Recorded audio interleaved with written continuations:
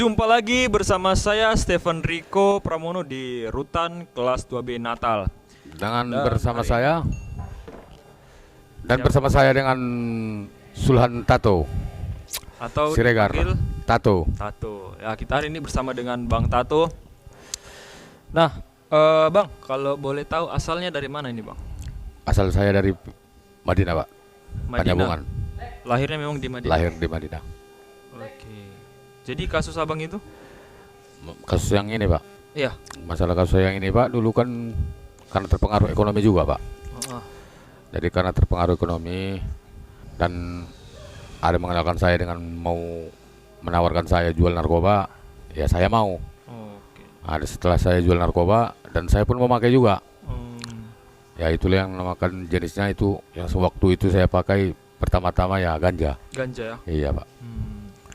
Oke, teman-teman, jadi kita di sini akan ngobrol, sharing-sharing bersama Bang Tato, ya tentang kasus dia ini. Ya, kasus ini adalah kasus narkoba jenis ganja ya. Iya, Pak. Selain ganja, Kalau kasus yang ini saya memang kasus ganja, Pak. Oh, yang Cuman ganja. kalau istilahnya pemakaiannya sabu juga saya Sabu pakai. juga. Cuman Cuman yang- masalah sabu tidak ada naik Tidak karena ada. saya tidak ada terbukti kalau Oke. saya memakai narkoba jenis sabu itu kan gitu, Oke, Pak. oke. Oke, Bang. Nah, jadi awal Abang bertemu dengan ganja ini pada tahun berapa itu, Bang? Oh, tahun kalau awal pertamanya, Pak, tahun 93, Pak. 93? Iya, 1993, Pak. Belum lama juga berarti ya? Iya, Pak. Di situ Abang sudah kerja, Saya sudah kerja, Pak. dan sudah menikah Belum. atau masih lajang? Masih lajang. Masih lajang. Waktu itu saya merantau, Pak, ke Medan. Oh, di Medan ini ya? Di Medan, Pak. Heeh. Saat itu saya di Medan lagi pengangguran. Ah. Datanglah si kawan ini menawarkan mau nggak kalau kamu saya kasih jual narkoba. Narkoba jenis apa, Pak? Bang, saya bilang gitu kan, Pak. Jadi dia Itu di bilang, Medan itu. iya, Pak. Di Medan ada keluarga nggak? Di Medan nggak ada keluarga, Pak. Saya Memang merantau. nggak ada? Nggak ada, Pak. Jadi nyampe di Medan, Terus saya bingung. Saya cari pekerjaan kan gitu, Pak.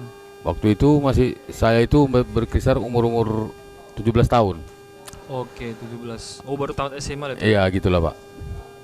Jadi setelah itu saya cari pekerjaan, tidak ada juga ketemu dan tidak ada juga dapat, dan datanglah kenalan saya ini abang ini. Dan itu pun orang itu nggak kenal sama sekali. Belum kenal, Pak. Jadi pertama dia mengenalkan saya tempat tinggal. Heeh. Ah, Oh, diajak. iya diajak gitu. Setelah itu baru saya maulah tinggal sama dia kan, Pak. Berkisar 1 minggu, barulah saya tanya apa yang cocok buat pekerjaan sama saya, Bang. Karena baru tamat SMA juga. Dan dia menawarkan itu, Pak. Menawarkan jual ganja ini tadi. Heeh. Saya nggak tahu kalau dia itu pemain narkoba. Lah, terus itu pada saat ditawarkan untuk jualan itu, sebenarnya itu tahu narkoba Dia atau belum? sebenarnya saya udah tahu, Pak. Cuman dia nawarkan langsung gitu. Dia terbuka. Ini ya yang jelasnya ini narkoba. Heeh. Bagi yang kira-kira nanti saya ajarin katanya cara-cara jualnya katanya. Lagi kalau saya tidak ada di rumah, kalau tidak kenal nggak usah dikasih. Bagi yang kenal aja. Itu, Pak. Jadi saya kasih lah kan. Jadi saya lihat orang ini market seolah-olah merasa plong gitu, tenang. Jadi saya terpengaruh. Iya. Setelah itu saya terpengaruh, ya saya pakai juga. Saya coba kan gitu, Pak. Nah, Memang pertamanya itu, Pak, sakit. Sakit, kepala rasanya mau pecah, pandangan gelap, nggak ada yang nampak, muntah. Setelah 2 hari kemudian minta lagi gitu, Oh, pingin lagi gitu. ketagihan lah itu ya. Istilahnya adiktif. Iya, Pak. Jadi itu selama sejak 93 sampai tahun berapa Bang jualan nabi itu? Saya jual narkoba itu, Pak, sampai tahun 2001 waktu itu. Dari 93 Iya, sampai 2001. iya, Pak. Berarti sekitar 8 tahun lah ya. Iya, 8 tahun. gitulah, Pak. Dan Nah, setelah itu setelah itu saya udah banyak punya kenalan teman-teman gitu, udah banyak kenalan orang, kawan kan gitu, Pak. Dan ada yang menawarkan saya bekerja di satu perusahaan. Perusahaan itu namanya PT Indah Glory Mas Sabuk Pengaman. Sabuk pengaman. Iya, Pak. Jadi bergerak di bidang apa itu? Di bidang kan dikatakan dia itu kalau sabuk pengaman ini atau untuk mobil, sabuk iya sabuk untuk pengaman, mobil, ya. mobil, kapal terbang, nah, semua Segala ada jenis macam segala jenis sabuk lah. ya Pak. Dan juga untuk sabuk pengaman untuk panjat tebing. Iya. Disitulah Pak saya bekerja selama 7 tahun. 7 tahun sejak 2001. 2001 Pak. Iya Pak. Nah, di 2001 itu kan istilahnya udah nggak jualan lagi gitu. Udah berhenti lepas? saya Pak. Iya udah lepas. Saya berhenti. Sama sekali berhenti kalau untuk jual narkoba. Dan komunikasi dengan siapa ini abang ini? Putus Pak. Putus ya? Putus. Dan saya pun pindah Ya. pindah tempat. Dan Itu memang dari inisiatif sendiri atau kayak mana? Ya saya sih Pak inisiatif sendiri, kepingin gitu berubah, jangan lagi main dengan narkoba ini kan gitu Pak. Betul. Karena istilahnya udah tahu ya efek samping dan dampaknya. Iya Pak, karena saya lihat teman-teman saya itu waktu itu ditangkap apa segala macam kan Pak, ada yang ditembak. Jadi situ saya takut, merasa takut gitu Pak kan. Jadi saya ingin beralih, ingin berhenti lah gitu Pak kan, karena saking takutnya kawan ini tadi yang kita lihat kan mata kepala sendiri ditembak. Jadi saya merasa takut. Saya hindarilah abang ini. Dan saya jujur sama abang ini, jujur. Bang, aku sudah dapat pekerjaan di satu perusahaan, jadi abang jangan marah, aku minta maaf. Aku mau berhenti Bang. Jadi gimana respon abang itu? Dari ya itu terserah kamu deh, kalau memang itu untuk jalan yang terbaik bagimu ya silahkan. Dia bilang gitu kan Pak. Ya saya terimalah. Karena itu memang udah kemauan saya kan Pak. Iya betul. Nah di 2001 itu abang udah kerja di perusahaan yang bagus lah dibilang. Iya Pak. Berapa lama itu Bang? Dari 2001 7 tahun Pak. 7 tahun. Sampai tahun 2008. Sampai 2008 ya.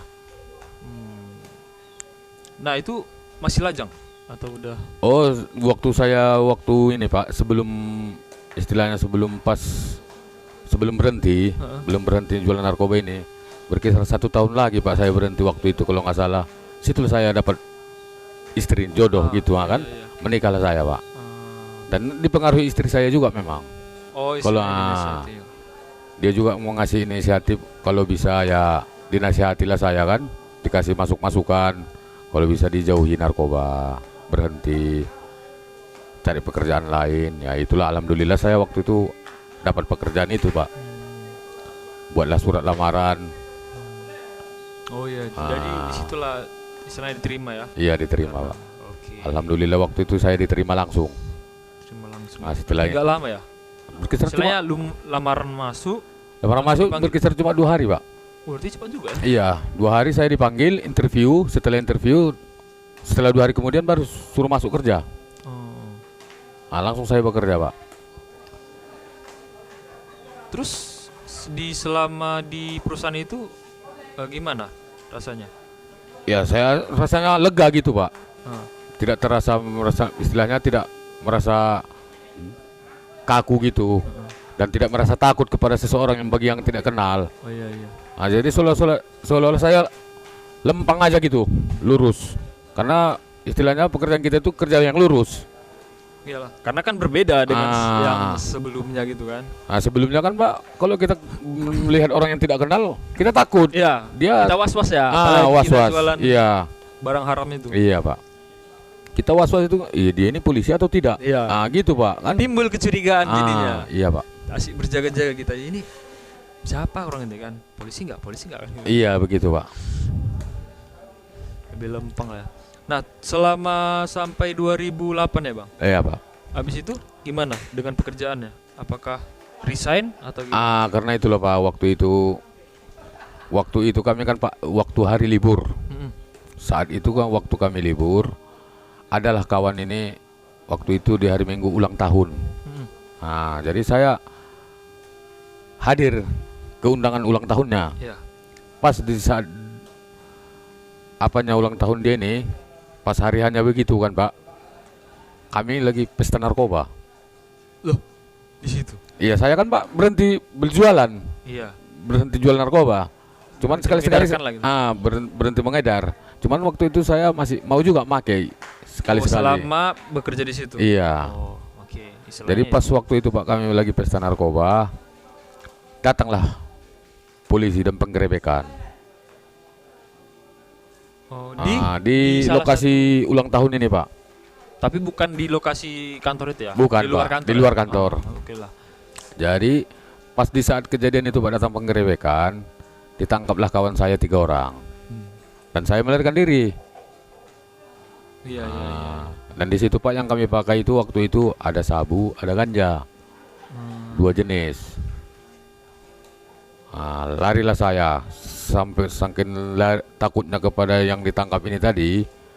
Saya takut ditangkap. Iya. Saya tinggalkanlah Pak istri saya. Oh, itu tahun berapa ditinggalkan? 2008. 2008 Pak. Itu tinggal gitu aja atau sempat Tinggal begitu aja Pak, Oh, iya. tanpa komunikasi. Karena saya langsung udah kalap, udah saking takutnya tadi itu Pak. Panik ya, Panik. panik. Waktu itu saya lari, langsung ada dapat motor angkot, saya naik angkot. Kira-kira 2 jam dari Tanjung Merawa ke Perbaungan. Oh iya, iya. Arah ke bengkel dia Pak kan, Arah ke bengkel. tebing. Setelah itu Pak, datanglah setelah turun saya dari angkot ini, datanglah motor ALS. Langsung Naik saya lagi? stop, Naik naik ALS. ALS lagi. Tujuan saya memang Tujuan? udah, pikiran saya udah langsung pulang kampung aja ke Panyabungan. Panyabungan. Iya Pak. Dan setelah saya sampai di Panyabungan, berkira 1 minggu saya kasih kabar istri saya. Istri saya ini tidak mau ikut saya ke sini di kampung. Oh, jadi dia tetap di Dia tetap bertahan untuk tinggal di Medan. Kalau memang begitu ya, saya tinggal gitu aja lah Pak, tanpa cerai, tanpa apa sampai sekarang. Tapi istilahnya istri itu pun tahu Tahu Pak, masalahnya. tahu. Kan udah saya kasih tahu semua Pak. Saya kasih semua tahu, saya kasih tahu dia semua masalahnya kenapa kok bisa saya seperti ini. Dan itu, memang dia itu, kalau memang Bapak Abang ingin berhenti, kalau memang Abang apa, ya coba mana Abang pilih, narkoba atau saya? Saya menghindari narkoba. Kalau tanpa saya tidak menghindari narkoba, tentu saya lanjutkan, kan gitu Pak. Ya. Makanya saya kerja baik-baik. Saya bujuk dia macam bagaimana caranya biar dia mau ikut tinggal sama saya. Dia tetap bertahan dengan keluarganya. Oke. Cuman alasan dia yang tepatnya, keluarganya tidak memberi, tidak ngasih Memberi untuk ikut sama saya dipindah ke kampung. Karena alasan keluarganya itu jauh dan nanti tidak tahu hubungan lagi bagaimana. Di sana itu susah namanya di kampung. Apalagi seluk-beluknya kita belum tahu semua keluarganya. Iya. Kata si orang tuanya. Betul.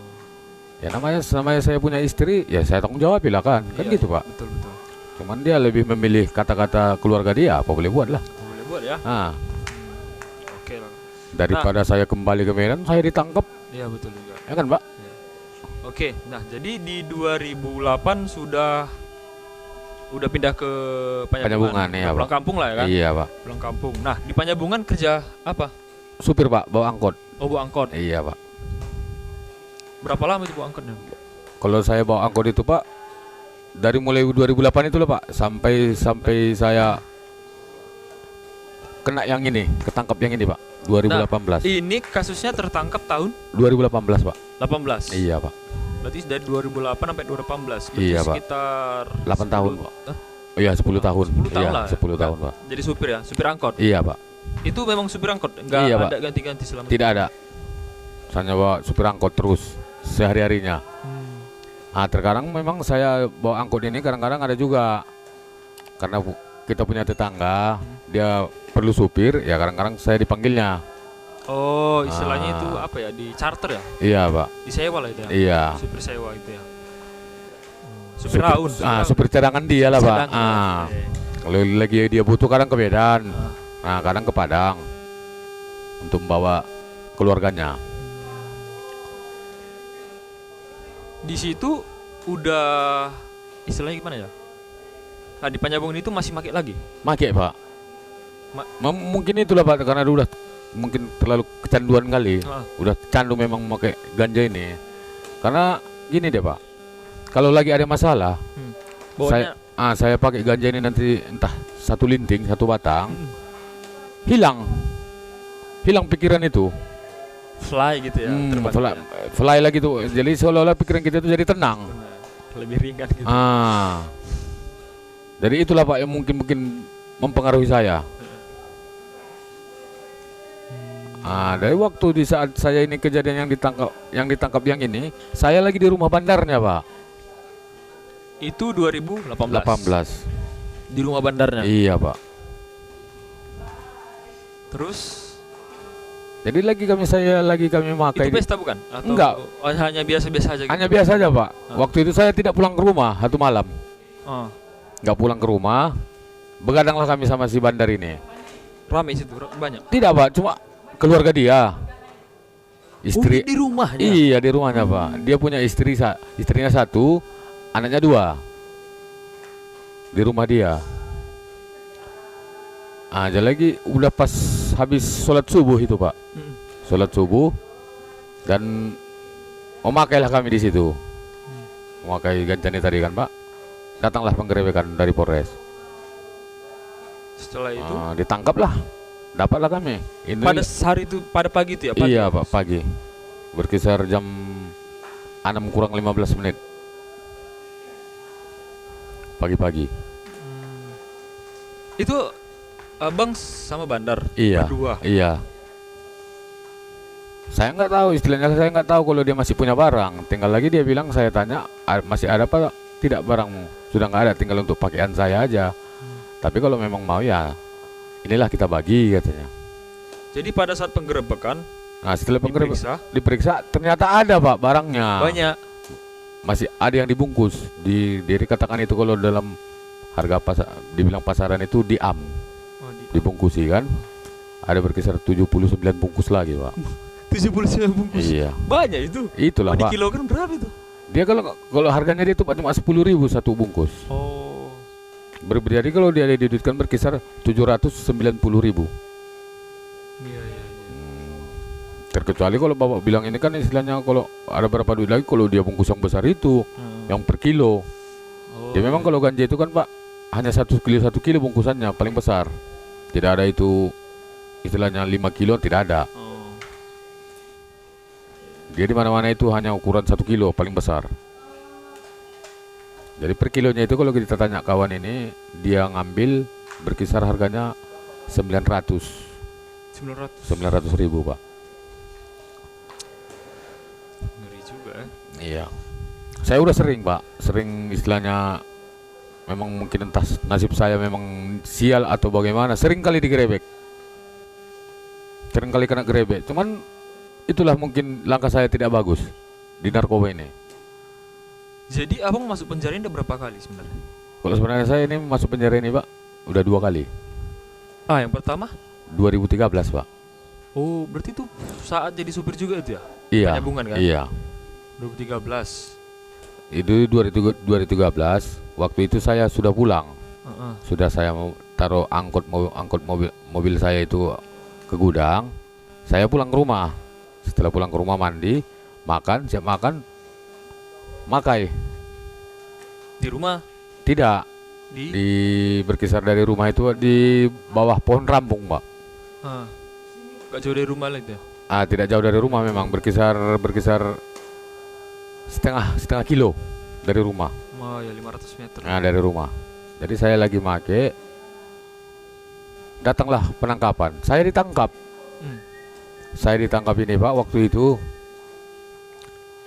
Orang ini memang polisi ini memantau saya, saya kirain masalah narkoba. Rupanya masalah ini Pak, masalah pencurian. Pencurian? Iya. Siapa yang mencuri? Yang mencuri ini bukan saya Pak. Jadi?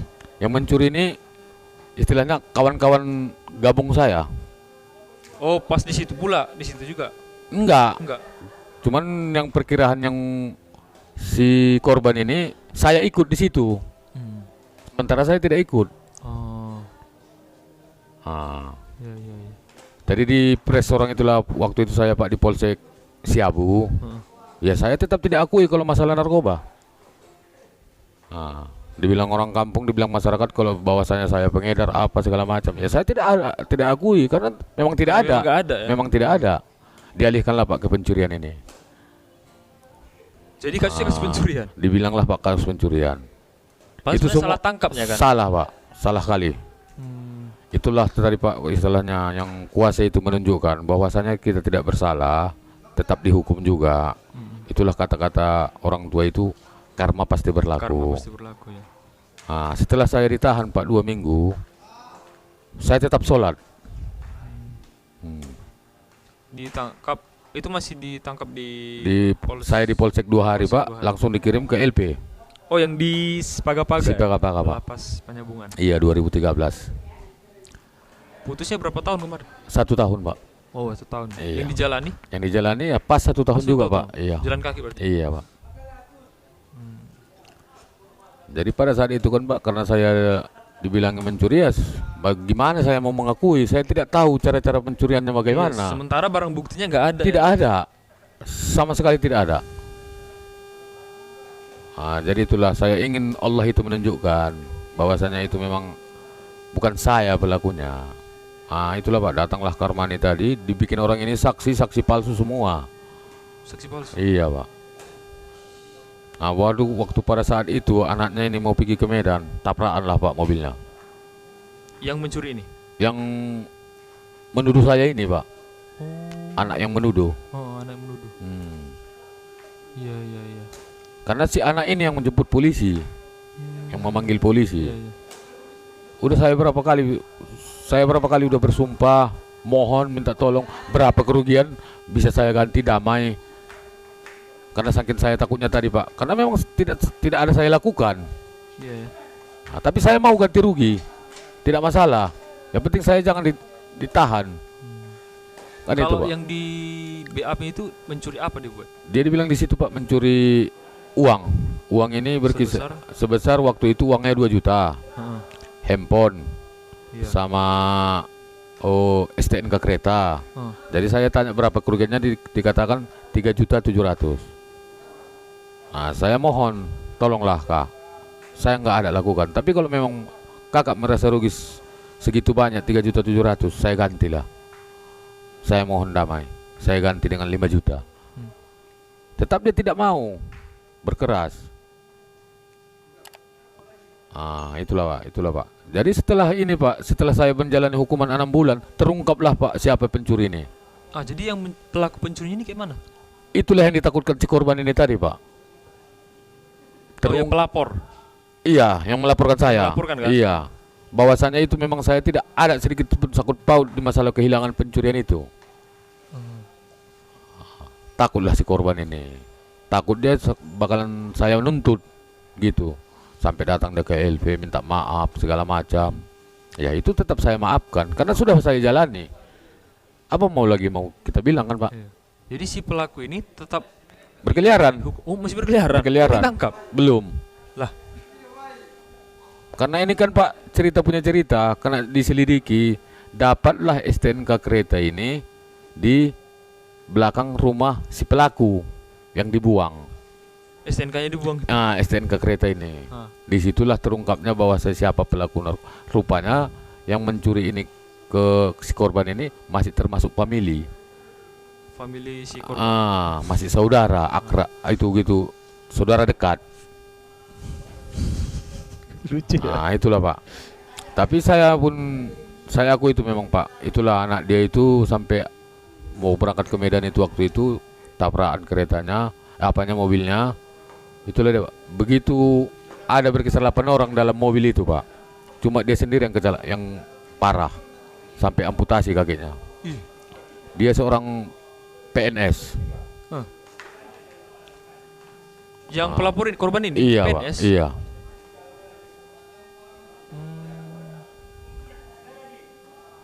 Jadi saya setelah bebas, orang itu melihat saya itu nggak sanggup. Nggak sanggup ya. Nggak sanggup Pak melihat wajah saya. Berarti bebasnya 2014. Iya 2014 Pak. Iya. Setahun. Istilahnya kita pun mau silaturahmi, orang itu merasa bersalah gitu ya. Merasa bersalah gitu Pak. Orang itu merasa minder gitu. Ya. Padahal kita udah anggap, karena saya tanya mama saya, ya udahlah, udah kamu jalani apa lagi? Nggak usah lagi diungkit-ungkit, lupakan aja. Biar bagaimanapun istilahnya masih termasuk tetangga kita juga, satu kampung sama kita. Udahlah, maafin aja lah. biar Yang di atas. yang di atas saja yang membalas semua. Yang penting kamu terima dengan ikhlas, kata orang tua saya, Pak. Iyalah. Jadi ya udahlah kalau memang gitu, Mak, saya bilang. Kalau memang Mama nggak merasa malu, kenapa mesti saya merasa malu? Iya. Orang semua satu kampung tahu bahwa kamu tuh bukan kamu pelakunya. Kenapa mesti malu? Iya betul. Itu kata orang tua saya. Ya udahlah, Mak, kalau memang seperti itu. Dan keluarga dia juga datang ke rumah. Satu keluarga minta maaf sama keluarga saya kan, Pak. Waktu hari bebas itu. Disalaminya lah orang-orang tua saya, keluarga saya di rumah. Sebagai tanda minta maaf dan diberikan sedikit uang sama orang tua saya berkisar 4 juta, Pak. Tapi orang tua saya tidak mau. Ganti rugi. Nggak diterima. Ya, ditolak berarti. Saya bukan butuh duit kalian, yang penting ya kita silaturahmi, kita tetap bersaudara. Oke. Kami dari keluarga kami tidak ada merasa dendam. Orang ini takut kalau saya dendam. Karena orang di kampung itu tahu macam mana prinsip saya, Pak. Saya orangnya pendendam. Pendendam ya. Iya. Hati-hati. Apalagi orang tua saya yang disakiti, Pak, kan. Saya tetap tidak terima walau bagaimanapun. Apalagi istilahnya orang tua saya itu sampai meneteskan air mata. Walau sebesar gue bagaimanapun dia, saya tidak terima. Iya. Karena istilahnya, Pak, orang tua saya ini bukan orang tua saya kandung. Oh, bukan Orang tua saya yang melahirkan saya, Pak, sudah meninggal waktu saya berumur 9 tahun. 9 tahun. Iya, kelas 2 SD, Pak. Orang tua Kandung. kan dua-dua. Satu, Pak. Satu. Yang perempuan. Mama. Iya. Yang Bapak? orang tua yang laki menikah lagi, Pak. Oh. Menikah lagi, mereka mandap pergi pindah ke Padang dan dia punya istri baru kan gitu, Pak. Jadi saya tinggal sama kakak mama saya. Oh. Kalau orang kami bilang itu, Pak, Umak Tobang. Oh iya mau tahu, Bang. Dialah yang membesarkan kami sampai sekarang ini, Pak. Sekarang ini. Iyalah. Oke, Bang. Jadi itu kan setelah kasus salah tangkap lah ya. Iya, Kasusnya Pak. salah tangkap Iya. ya. Masih supir kan, jadi supir sampai 2018 sebelum tertangkap kan. Sebelum ketangkap ini, Pak, ya. Kan tertangkap lagi. Cuman 2018. gini, Pak, setelah saya bebas, saya tidak bawa angkot lagi. Cuman saya punya angkot. Oh, punya angkot. Iya. Jadi angkot saya ini istilahnya adik saya yang bawa, adik sepupu. Oke. Jadi, Abang? Saya bekerja bawa apa, Pak? Bawa air minum. Supir air minum. Oh, supir air minum kayak Seperti depot. depot. Depot air. Iya, Pak. Isi ulang ya. Iya. Karena kami baru buka dengan teman saya. Kerjasama lah itu namanya. Iya, kerjasama, Pak. Nah, Langsung. itu kerjasamanya gimana? Hasil bagi dua, Pak. Hasil bagi dua. Ah. Aman nggak selama Aman, Pak. 2013 ya? Sampai 2018, Pak. 2014 sampai 18 aman. Aman. Aman semua, Pak. Lancar mudah-mudahan. Karena waktu itu, Pak, kami main air minum ini ke ini, Pak, ke tambang. Tambang emas. Iya, di Utabargot. Oh, Utabargot. Jadi kita tinggal cari pelanggan. Iya. Waktu itu, Pak, kami habis itu 1.500 galon satu hari. Yang tersendiri? Apanya, Pak? Galonnya. Maksudnya kita sendiri. Iya, super sendiri, galon-galon sendiri. Pasti habis 1.500 galon satu hari. Setiap hari.